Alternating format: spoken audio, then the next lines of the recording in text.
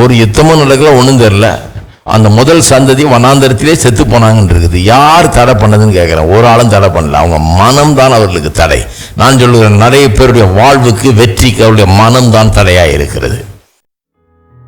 இயேசு என் பரிகாரி, இன்ப இயேசு என் பரிகாரி, என் ஜீவிய நாட்களெல்லாம் இன்ப ராஜா என் பரிகாரி, என் ஜீவிய நாட்களெல்லாம் இன்ப ராஜா என் பரிகாரி, இயேசு என் பரிகாரி, இன்ப இயேசு என் பரிகாரி, என் ஜீவிய நாட்களெல்லாம் இன்ப ராஜா என் பரிகாரி, என் ஜீவிய நாட்களெல்லாம்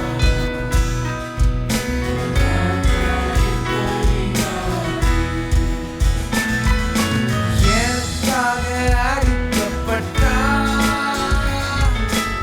எனக்காக நொறுக்கப்பட்டார்,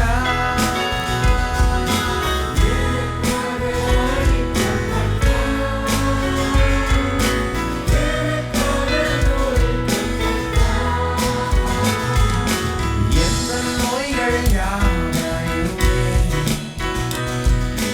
இயேசு சுமந்து தீர்த்தார். எந்த நோய்கள் யாவையுமே இயேசு சுமந்து தீர்த்தார். இயேசு என் பரிகாரி, இன்ப இயேசு என் பரிகாரி, என் ஜீவிய நாட்களெல்லாம் இன்ப ராஜா என் பரிகாரி, என் ஜீவிய நாட்களெல்லாம் இன்ப ராஜா என் பரிகாரி. வார்த்தைகள் எந்த மருந்து, காயங்கள் எந்த ஔஷதம், வார்த்தைகள் எந்த மருந்து, காயங்கள் எந்த ஔஷதம், இயேசு ரத்தம் வீசும் தைலமே என்னை நித்தம் சுகமாக்கும். இயேசு ரத்தம் வீசும் தைலமே என்னை நித்தம் சுகமாக்கும். போதகர் சாம் செல்லத்துறை அவர்கள் நடத்தும் பூரண சுவிசேஷ வேதாகம கல்லூரியில் ஊழிய பயிற்சி பெற உடனே விண்ணப்பிக்கவும். விண்ணப்ப படிவம் பெற பூரண சுவிசேஷ வேதாகம கல்லூரி, தபால் பெட்டி எண் 494, சென்னை 7 அல்லது கீழ்காணும் தொலைபேசி எண்களில் தொடர்பு கொள்ளவும்.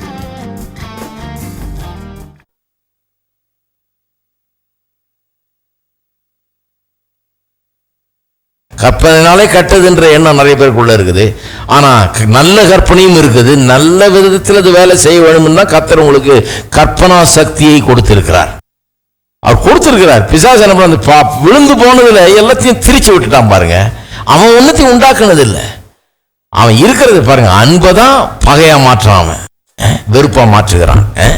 விசுவாசத்தை தான் பயமா மாத்துறான். பயம் ஒண்ணு அவன் ஒண்ணு உண்டாக்கலாம், அவன் ஒண்ணு கிரியேட்டர் கிடையாது பாருங்க. இப்படி போட்டதை அப்படி திருப்பிடுறான் அவன். நல்ல விதமா ஆண்டவர் கொடுத்த விசுவாசம்ங்கிறத அதை நெகட்டிவ் விதமான விசுவாசமா உண்டாக்கிறார். நிறைய பேரு நம்புறாங்க, நான் தோல்வி அடைஞ்சு அவ்வளவுதான் போச்சு, தேர்வுக்கு வந்துடுவேன்னு. அது ஒரு விசுவாசம். ரொம்ப ஜாக்கிரதையா இருக்கணும். உன்னுடைய விசுவாசத்தின்படியே உனக்கு ஆக கழுவுதுன்னா இல்லையா, அதுவும் ஒரு விசுவாசம் தான் பாருங்க. அது எக்ஸாக்ட் விசுவாசம் தான். அது ஆப்போசிட் டைரக்ஷன்ல வேலை செய்யுது, நெகட்டிவா போகுது.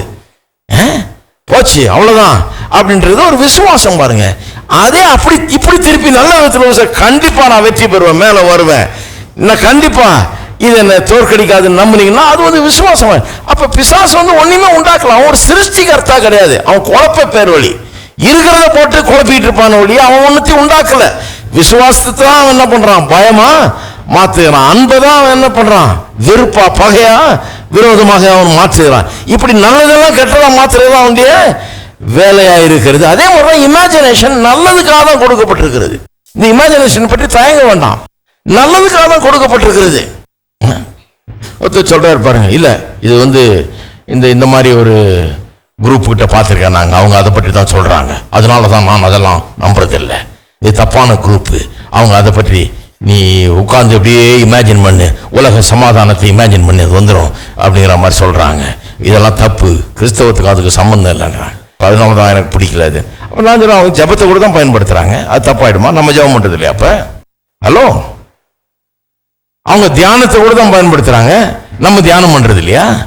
எல்லாத்துலயுமே நல்லது இருக்கு. நல்லதா சிலர் தவறான திசையில திருப்புறாங்களே ஒழிய அவங்க பண்றதுனால இதை நான் ஏற்றுக்கொள்ள மாட்டேங்கிறது நம்ம ஒரு பிகம் லூசர்.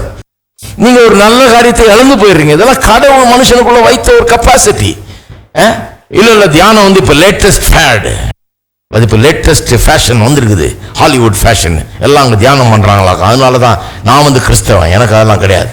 யார் சொன்னது? வேதம் சொல்லுது, இரவும் பகலும் அப்படி வேதத்தில் தியானமாய் இருக்கிற மனுஷன் பாக்கியவான். அப்ப நீங்க தியானம் பண்ண மாட்டீங்களா? ஹாலிவுட்ல யாரோ பண்றதுனால இவர் பண்ண மாட்டாரா? கிடையாது. அவங்க ஒருவேளை தப்பா பண்ணலாம், சிலர் தப்பான விதத்தில் அதை புரிந்து வைத்திருக்கலாம், வேற வழியில பண்ணி கொண்டிருக்கலாம். கடவுள் எப்படி அதை பண்ணணும்னு வச்சிருக்காரோ அந்த வழியில பண்ணாம வேற தவறான விதத்தில் அதை பண்ணி கொண்டிருக்கலாம், உண்மைதான். ஆனா வேத வசனம் ரியலான விதத்தை காண்பிக்கிறது. மைண்டை பற்றி மைண்டை புக் ஸ்டோர்ல போனா மைண்டை பற்றி நிறைய புக்குங்க இருக்கு. உலக பிரகாரமா அவங்க எழுதுறாங்க, பைபிள் பாத்திரம் எழுதுறது இல்ல, உலக பிரகாரமா எழுதுறாங்க பாருங்க. அதனால நான் அதெல்லாம் நம்ப மாட்டேன். உலக பிரகாரமானவர்களுடைய போதனை மாதிரி இருக்குது அது. சரி, எனக்கு போதனையை கேட்டு தர, உலக பிரகாரமா இருக்குது அது. அது என்ன? பரலோகத்தை பற்றி பேச வேணாமா? தங்க வீதிகளை பற்றி பேசணும், பறந்து போவேன்னு பேசணும். நான் பறந்துருவனாக்கும், நான் தங்க வீதியில் நடப்பனாக்கும், அப்படி பேசினா நல்ல போதனை. இவர் என்ன பேசிட்டு இருக்கிறாரு? மனம்ன்றாரு, சிந்தனைன்றாரு, கற்பனைங்கிறாரு, எண்ணங்கள்ன்றாரு. இதெல்லாம் உலக பிரகாரமான போதனை அப்படின்றாரு. எல்லாத்தையுமே உலக பிரகாரமான, சட்ட உலக பிரகாரமானது தான், சாப்பிட்ற சாப்பாடும் உலக பிரகாரமானதான். சாப்பிடல, எல்லாத்துக்கும் கடவுள் நோக்கத்தை வைத்திருக்கிறார். அதனால இதை நல்லா புரிந்து கொள்ள வேணும். அப்ப பாசிட்டிவ் இமேஜினேஷன்ன்றது அதான் கடவுள் இமேஜினேஷன் எப்படி வேலை செய்யணுங்கிறதுக்கு ஒரு வழியை வச்சிருக்கிறார் பாருங்க. அதை விட்டு தவறி சிலர் வேற விதமா போறாங்க. அந்த பாசிட்டிவ் இமேஜினேஷனை கூட தப்பான விதத்துல சிலர் இது பண்றாங்க. சிலர் சொல்றாங்க இல்லையா, உட்காந்து நீ இப்படியே கற்பனை பண்ணினா அப்படியே அது நடந்துடும். ஒரு விதத்துல உண்மைதான் அது. ஆனா ஒண்ணு சொல்றேன் பாருங்க, நாம அப்படி போதிக்கிறது இல்லை. நான் இப்படியே உட்காந்து நீ இப்படியே இமேஜின் பண்ணினா ஏதாவது நடந்தணும்னு சொல்லல. மைண்டை பற்றி நம்ம அப்படி போதிக்கல பாருங்க. இருதயம் இருளடைந்திருந்தால், இருதயத்தில் நீ புது சிருஷ்டி ஆகலனா, நீங்க இருதயத்தில் மாற்றப்படலைன்னா மைண்ட் உங்களுக்கு ஒண்ணும் பண்ணாது. மைண்ட் ஒரு பெரிய அந்த மாற்றத்தை வெளிக்கொண்டு வர முடியாது. உள்ள இருந்து இந்த மைண்ட் வழியா ஃப்ளோ ஆகுது. அதனால சொல்ற குழா மாதிரி இந்த மைண்ட் இது வழியா ஃப்ளோ ஆகுது இல்லையா? அப்ப மாற்றப்பட்ட இருதயம், நான் உள்ள புது சிருஷ்டியா இருக்கிறேன், தேவனுடைய the life of God, தேவனுடைய ஜீவன் எனக்குள்ளே குடிகொண்டிருக்கிறது. அந்த ஜீவனுடைய வாழ்க்கையின் பல்வேறு சூழ்நிலையில காரியங்களை மாற்றக்கூடியதா இருக்குது எனக்கு. அது என் மைண்ட் வழியா தான் ஃப்ளோ பண்ணணும். அது மைண்ட் ஒரு குழா மாதிரி. அப்ப நான் சும்மா உட்கார்ந்து நான் கற்பனை பண்ணியே எல்லாத்தையும் சாதிச்சிருவேன் அப்படி போதிக்கலையே. நானே நல்லா கவனிக்கலாம், அவ்வளவுதான். ஒரு வாரம் கவனிச்சா போதாது.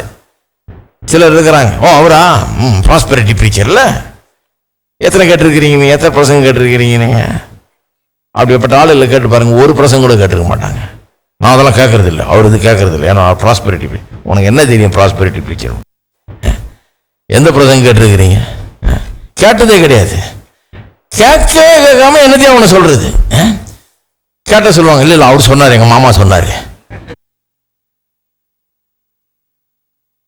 அப்ப நான் ஆயிரக்கணக்கான பிரசங்கம் பண்ணியிருக்கிறேன், எடுத்து கேட்க கூடாதா? கொஞ்சம் என்னதான் ப்ரீச் பண்றேன்னு கேட்க கூடாதா?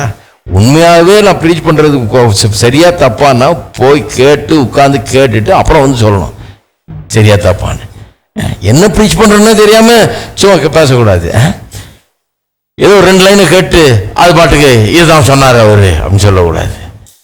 என்ன பிரசங்கம் பண்றோன்றதை கவனிக்கணும். அதனால பாருங்க, இதெல்லாம் வேலைக்கு போன வாரம் வந்தீங்கன்னா இது கிடையாது, இப்போ இந்த வாரம் சொல்றேன் இல்லையா, ரொம்ப எவ்வளோ முக்கியம் பாருங்க. அப்ப நம்ம அப்படிப்பட்ட ஒரு கற்பனை சக்தியை போதிக்கிறது இல்லை. நாம என்ன சொல்றோம், புது சிருஷ்டியா இருக்கிறோம், தேவனுடைய ஜீவன் நமக்குள்ள இருக்கிறது, புது வாழ்வு நமக்குள்ள உண்டா இருக்குது. இந்த வாழ்வு நம்முடைய வாழ்க்கையில நாம் எப்படி காண முடியும், இதை எப்படி நான் பார்க்க முடியும்?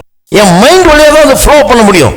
என் மைண்ட் அதை பிளாக் பண்ண முடியும், அதை ஃப்ளோ பண்றதுக்கு அனுமதிக்க முடியும். அதுக்கு தடையா இருக்க முடியும், அல்லது அதை ஃப்ரீயா ஃப்ளோ பண்றதுக்கு, ஃப்ரீயா அது அது அது நீரோட்டம் மாதிரி அப்படியே வெளியே வர்றதுக்கு அதை அனுமதிக்க முடியும். மைண்ட் தடையாகவும் இருக்கலாம், அதற்கு வழியாகவும் வேலை செய்யலாம். தடையா இருக்குதா, வழியா இருக்குதா? நிறைய மைண்டுக்கு தடையா இருக்குது. நிறைய பேர் வாழ்வடையவே முடியாது. ஏன்னு சொன்னா அவங்க மைண்டு தடை. இஸ்ரவேல் மக்கள் அப்படிதான், மைண்டு தடையா இருக்கிறாங்க, வாழ்வடைய முடியாது. கடவுள் அவங்க பக்கம் இருக்கிறாரு, வாக்குத்தத்தம் கொடுத்திருக்கிறாரு, உனக்கு கொடுத்துட்டாங்கிறாரு, எல்லாம் சொல்றாரு. ஆனா இவன் போக முடியலையே உள்ள, ஆனா அந்த நுழைய முடியல. ஏன்னா கடவுள் உதவி செய்யலன்னு இல்லை, இவனுடைய மைண்டு ஒத்துழைக்கல. மைண்டு அவன் போக முடியாதபடி அவனை தடுத்துருச்சு. யாராவது யுத்தம் பண்ணாங்களா, தடுத்தாங்களா, இவனை துப்பாக்கியில சுட்டாங்களா, நிறுத்தினாங்களா? இவனை யார் தடை பண்ணது? ஹலோ, ஒரு யுத்தமும் நடக்கல, ஒண்ணும் தெரியல. அந்த முதல் சந்ததி வனாந்தரத்திலே செத்து போனாங்கன்னு இருக்குது. யார் தடை பண்ணதுன்னு கேட்கிறேன். ஒரு ஆளும் தடை பண்ணல, அவங்க மனம் தான் அவர்களுக்கு தடை. நான் சொல்லுகிறேன், நிறைய பேருடைய வாழ்வுக்கு, வெற்றிக்கு அவருடைய மனம் தான் தடையா இருக்கிறது. மனம் தான் தடை, வேற எந்த தடையும் கிடையாது. வேற தடையெல்லாம் தவிடுபடி ஆக்கிடலாம். நம்ம மனதை சரி பண்ணா மற்ற எல்லா தடையும் மேற்கொண்டலாம். மனம் தடையா இருக்கிறதுனால தான் அடைய முடியல. அதுதான் பிரச்சனை. எத்தனை பேர் கவனிச்சுட்டு இருக்கிறீங்க? சரி, இந்த மனம் ரொம்ப முக்கியம் பாருங்க. அப்ப இது இந்த நம்பிக்கைங்கிறது, இந்த கற்பனைங்கிறது உன்னை கற்பனை பண்ணி இனிமே நம்முடைய வாழ்க்கையில உண்டாக்கலாம். கற்பனையினாலே சில காரியங்கள் புதிதாய் நம்முடைய வாழ்க்கையில பிறக்கிறது. இன்னொரு விதத்தில் கற்பனை வேலை செய்யுது. ஏற்கனவே கர்த்தர் செய்த காரியங்களையும் நாம் எண்ணி பார்ப்பதற்காக கற்பனையை கர்த்தர் கொடுத்திருக்கிறார். அதை நம்முடைய கண்களுக்கு முன்பாக நிறுத்தும்படியாக. It works forwards and backwards. இது முன்னாலேயும் போது பின்னாலேயும் போது. கற்பனைங்கிறது இனி நடக்க போகிறதை என்னுடைய மனதிலே நான் எண்ணி பார்த்து அதை குறித்த விசுவாசம், அதை குறித்த காட்சியை எனக்குள்ள கண்டு, அந்த காட்சி நான் எதை காணுகிறேனோ அதையே அடையும்படியா எனக்கு உதவி செய்யுது. இது ஒர்க்கிங் ஃபார்வர்டு. பேக்வர்ட்னா என்ன? எனக்கு வாழ்க்கையில பிரச்சனைகள்னு வர்ற நேரத்தில் எதை எண்ணி பார்க்கிறேன்? கர்த்தர் எனக்கு செய்த நன்மைகள், எனக்கு செய்த அற்புதங்களை நான் எண்ணி பார்க்கிறேன். எண்ணி பார்க்கும்போது எனக்கு என்ன உண்டாகிறது? இந்த பாசிட்டிவ் இமேஜினேஷன், அதை கொண்டுதான் நான் எண்ணி பார்க்கிறேன். அதன் மூலமாக பலத்தை பெறுகிறேன், ஆறுதலை பெறுகிறேன், பொறுமையை பெறுகிறேன், நம்பிக்கையை பெறுகிறேன், எல்லாத்தையும் பெறுகிறேன். அப்ப நடக்க போகிறதையும் எண்ணி பார்க்க முடியும் கற்பனையின் மூலமா. ஏற்கனவே கர்த்தர் செய்திருக்கிறதையும் நான் எண்ணி இதை காண்பிக்கிறேன் பாருங்க. 1 ஆபிரகாம், ஈசாக்கு, இஸ்ரவேல் என்னும் எங்கள் பிதாக்களின் தேவனாகிய கர்த்தாவே, உமது ஜனத்தின் இருதயத்தில் உண்டான இந்த சிந்தையும் நினைவையும், ஆங்கிலத்தில் இமேஜினேஷன் வருது, என்றென்றைக்கும் காத்து அவர்கள் இருதயத்தை உமக்கு நேராக்கியறலும். எப்ப ஜெபம் பண்றான்? ஆயிரக்கணக்கான கோடியை இவன் கொடுக்குறான் தேவாலயத்தை கட்டும்படியாக. சமீபத்தில் போட்ட கணக்கின்படி என்ன சொல்றாங்க? $1.5 பில்லியன். 1.5 பில்லியன் எங்கேயோ போயிடுது, 10,000 கோடிக்கு மேல போயிடுது. அவ்வளோ டாலர்ஸ், அவ்வளவு ரூபா. பரவாயில்ல, ஒரு ஆடு மேய்க்கிறவன் அவ்வளோ பெரிய செக் எழுதி போட்டிருக்கிறான் ஆலயத்தை கட்டுறதுக்கு. ஆடு மேய்க்கிறவனா இருந்து 10,000 கோடிக்கு செக் அளவுற அளவுக்கு உயர்ந்துட்டாங்க. அவ்வளோ பெரிய அமௌண்ட்டை கொடுத்துருக்காங்க, வெள்ளியும் பொண்ணுமா கொடுத்துருக்கான் தேவாலயத்தை கட்டுறதுக்கு. அவனுடைய கீழே இருந்தவங்க தேசத்தார் அதிகாரிகள்லாம் சேர்ந்து அவங்க ஒரு $3.5 பில்லியன் ஒர்த், அதாவது அதை விட கிட்டத்தட்ட 3 மடங்கு 2.5 மடங்கு அதிகமாக கொடுத்துருக்குறாங்க. எல்லாம் கொடுத்த உடனே கிட்டத்தட்ட $5 பில்லியன் 30,000 கோடி கிட்ட வந்திருக்குது.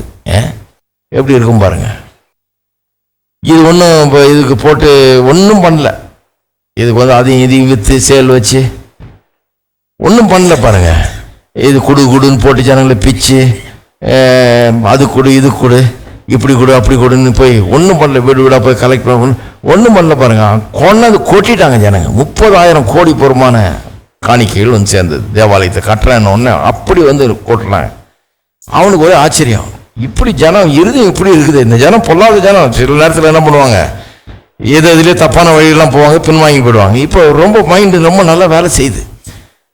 அவன் ஜெபம் பண்றான், இந்த ஜனத்தின் இருதயத்தில் உண்டான இந்த சிந்தையும் நினைவையும் காத்து, இந்த இமேஜினேஷன்ஸ் இப்ப நினைக்கிறாங்களே, இப்ப எண்ணி பார்க்கிறார்களே, இந்த விதமாய் அவர்கள் என்றைக்குமே எண்ணி பார்க்கத்தக்கதாக இவருடைய இருதயத்தை காத்து கொள்ளும் ஆண்டவரே. இவன் மைண்ட் இப்படியே இருக்கட்டும் என்னைக்கும், இவருடைய கற்பனைகள் இப்படியே வேலை செய்யட்டும் என்னைக்கும் ஜெபம் பண்றான். பாருங்க, அத நல்லா கொஞ்சம் கவனிக்கணும். இதுல வந்து இந்த ஜனத்தை உண்டான காத்து அவள் இருதயத்தை உமக்கு நேராக்கி என்றென்றைக்கும் காத்து அப்படிங்கிறான். கர்த்தர் வந்து சில காரியங்களை நம்முடைய மனதில் வைக்கணும்னு விரும்புகிறார். அதுக்கு தான் ரிமெம்பரன்சஸ்ன்னு கொடுத்து, ரிமெம்பரன்சஸ்க்கு ஒரு வழி உண்டு பண்ணியிருக்கார். பாருங்க, பழைய ஏற்பாட்டு காலத்தில் நிறைய ஃபீஸ்ட்ஸ், அதாவது பண்டிகைகள் அப்படின்னு அனுசரிக்கப்பட்டது இல்லையா. எல்லா பண்டிகைக்கும் ஒரு அர்த்தம் உண்டு. இயேசுவை குறித்து அதை அறிவிக்கிறதா இருந்தது, எல்லாம் இருந்தது. ஆனால் அது வருஷம் வருஷம் பண்ண சொல்றாரு. ஒவ்வொரு வருஷமும் பண்ணுகிறார்கள் இந்த பண்டிகைகளை. இந்த பண்டிகைகள் எதுக்கு? அந்த பண்டிகையை பிடிச்சிக்கிட்டு அதை கட்டி எழுதிட்டு இருக்கக்கூடாது. அது என்ன சொல்லுகிறது, அது என்ன அர்த்தத்தை தெரிவிக்கிறதுங்கிறத உங்க மனதுக்கு முன்னால் நிறுத்துபடியாக தான் பண்டிகை. To remember. அதுக்கு தான் இன்னொரு இது உதாரணம் சொல்றேன் பாருங்க. கர்த்தருடைய பந்தி, என்னை நினைவு கூறும்படி இதை செய்யுங்கள் தானே சொல்லியிருக்காரு. எதுக்காக சொல்லியிருக்காரு? என்னை நினைவு கூறும்படி. பந்தி அனுசரிக்கும் போது என்ன பண்றோம்? நினைவு கூறும்படி செய்கிறோம். அவர் என்ன செஞ்சாரு, நமக்காக என்ன செய்திருக்கிறார், அது மூலமா நாம் என்ன ஆயிருக்கிறோம், இப்படியெல்லாம் நினைவு கூறும்படி அதை செய்ய சொல்லி சொல்றாரு. இது பாருங்க, நிறைய பேர் டைவர்ட் ஆயிட்டாங்க. அதை விட்டுவிட்டு அவங்க என்ன நினைச்சிட்டாங்க, இது ஒரு பெரிய ஒரு இது மாதிரி, சம்பிரதாயம் மாதிரி, சடங்காச்சாரம் மாதிரி, இதை வெறும் ஒரு சடங்காச்சாரம் என்கிற ரீதியில் அனுசரிக்க ஆரம்பிச்சிட்டாங்க. அது தப்பு.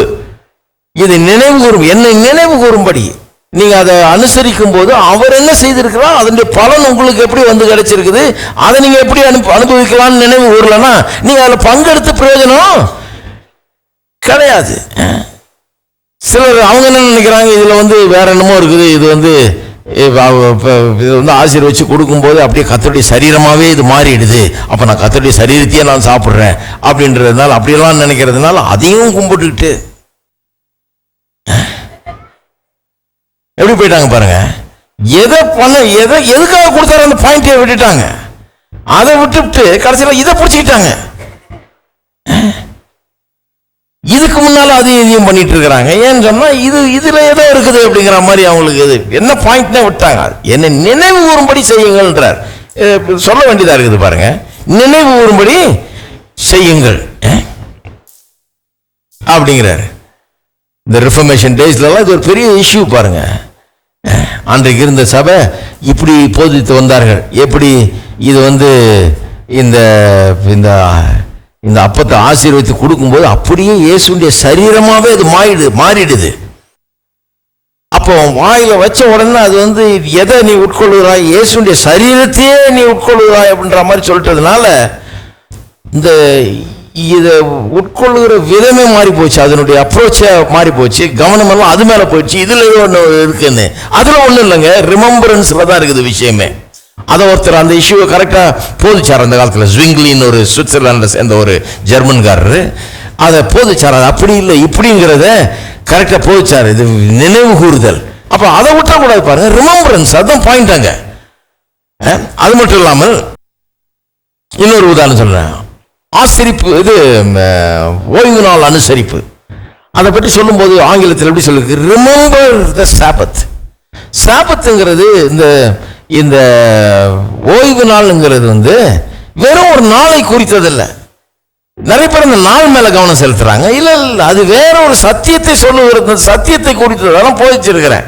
ஓய்வு நாள் என்ன சத்தியத்தை உணர்த்துதுன்னு அந்த சத்தியத்தை கவனிக்காம இந்த நாளை கட்டி எழுதுட்டு, இது இந்த நாள்ல நீ இது பண்ணக்கூடாது அது பண்ணக்கூடாது, இந்த நாளுக்கு 1000 சட்டம் போட்டு ஓய்வு நாளை குறித்து என்னென்ன சட்டமெல்லாம் போட்டிருந்தாங்கன்றீங்க.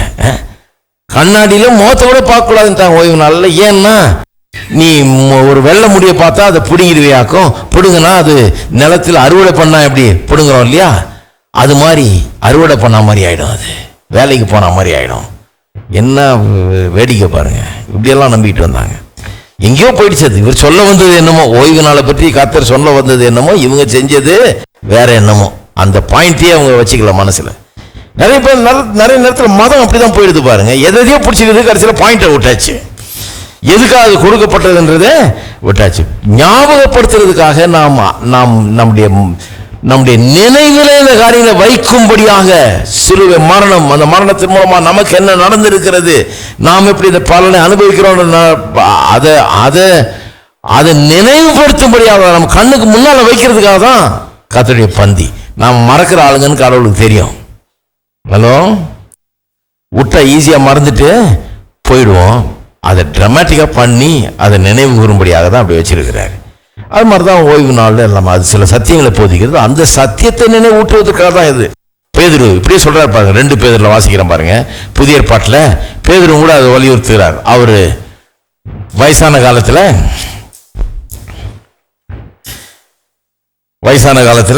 அவர் போதிக்கிறார் பாருங்க. சில காரியங்களை சொல்ல விரும்புகிறார்.